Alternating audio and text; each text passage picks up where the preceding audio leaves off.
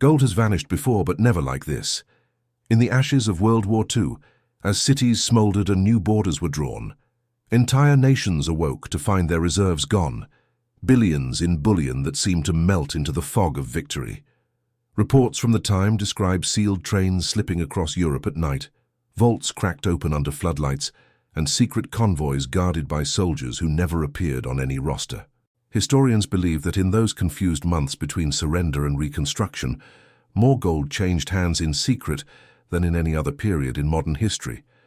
Some of it belonged to governments, some to central banks, and some to ordinary citizens who had tried to preserve their savings from the storm.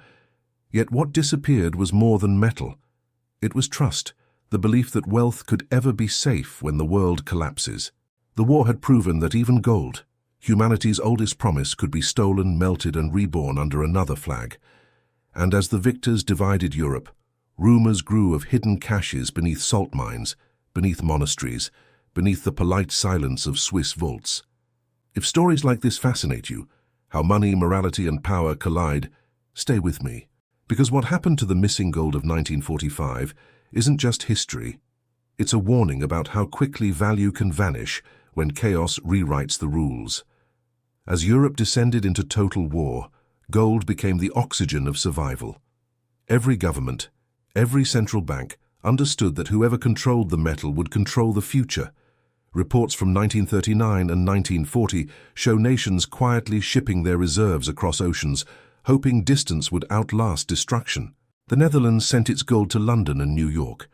Belgium transferred hundreds of tons to the Bank of France, believing it would be safe behind Allied lines. But safety, like neutrality, is fragile in wartime. When German troops advanced, they seized the vaults of every conquered capital, from Warsaw to Paris, turning other nations' lifelines into their own. Captured bullion fueled Hitler's war machine. Historians estimate that by 1942, the Reichsbank had accumulated more than 600 tons of foreign gold. Some of it looted directly from individuals, stripped of markings, melted into anonymous bars. Switzerland, officially neutral, became the discreet marketplace where that gold was exchanged for the raw materials Germany desperately needed. Swiss officials would later claim ignorance, but ledgers uncovered decades later told a different story. The accounts balanced too perfectly for coincidence.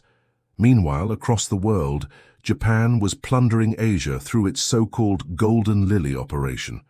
Treasure hoards buried in the Philippines, gold ingots smuggled from China and Malaya, silver from occupied banks in Singapore. Much of it was never recovered, and as both Axis powers neared defeat, their treasure hunts turned frantic, as if burying the evidence could preserve their empires a little longer. When the guns fell silent in 1945, the world's gold was scattered across continents, hidden in vaults, tunnels, and cargo holds. The Allies soon realized that reclaiming it would be as complex as winning the war itself. The Tripartite Gold Commission, formed in 1946, was tasked with returning stolen reserves to their rightful owners. Yet according to post-war reports, only about 336 tons were ever recovered, a fraction of the thousands believed to have vanished. The rest had already slipped into private vaults, secret accounts, or the hands of new power brokers rising from the ruins. Switzerland emerged with its reputation bruised, but its coffers full.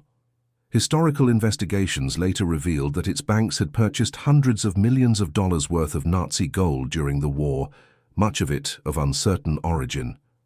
Similar accusations touched Portugal, Spain, Sweden, and Turkey, nations that had profited quietly from neutrality. The story of the missing gold was no longer just about theft. It became a lesson in how morality bends when profit is involved. As the Cold War dawned, intelligence agencies discovered a new use for untraceable wealth. Rumors, and later partial declassifications, suggest that portions of the unrecovered gold-funded covert operations, anti-communist networks, and political movements throughout Europe and Asia. The gold, once a symbol of empire, now fueled an invisible conflict waged in shadows and secrets. The war had ended, but its wealth had merely changed purpose. The mystery of the vanished gold is not confined to the dusty pages of history. The techniques perfected in the 1940s, the movement of assets through neutral intermediaries, the use of shell companies, the concealment of ownership, survive today in digital form. Historians and financial investigators alike note that the same logic that once moved bullion across borders now moves trillions through offshore accounts and encrypted networks. The names have changed, but the instinct remains. When uncertainty rises, wealth hides. During financial crises, capital flows not to those in need, but to those with access and information. Reports from the 2008 meltdown showed that vast fortunes vanished from public markets, only to reappear in private funds and tax havens within weeks. The pattern echoes the post-war years, moments of chaos allowing the powerful to rearrange the world's wealth under new rules. And in the 21st century, digital currencies and globalized finance have made the process nearly invisible. This is where history and stoicism converge. The war proved that even the safest store of value can dissolve when the world's foundations shake. Today, gold's digital heirs, data, crypto, credit, are just as fragile. What matters is not the form of wealth, but the philosophy behind it. Security built on possession is an illusion. Only discipline and awareness endure. If stories like this give you a clearer lens on power and money, consider staying for more, because understanding the past is the surest defense against repeating it. The gold that disappeared after World War II is more than a story of theft. It's a mirror showing how fragile our idea of security really is. Every generation believes it has found a safe haven: gold, paper money, digital coins. Yet history keeps whispering the same warning: what we own can vanish faster than we imagine. The nations that trusted their vaults learned this lesson in the harshest way. Their wealth, built on confidence and guarded by armies, dissolved like smoke once the world began to burn. For anyone navigating today's shifting economy, the message is timeless. Real stability isn't stored in a bank or buried underground. It's built inside us, in discipline, patience, and the ability to stay calm when everything else trembles. Control lies not in the market or the currency, but in our response to change.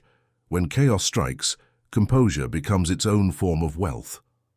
So remember the vanished bullion of 1945, not only as missing treasure, but as a parable about attachment and illusion. The world will always invent new vaults, new currencies, and new ways to lose them. The question is whether we'll learn to hold our confidence lightly, knowing that permanence is an illusion. If this story offered a new perspective on money and power, consider subscribe for the next one. Because the past never really disappears, it hides in plain sight, waiting for those who dare to recognize its reflection.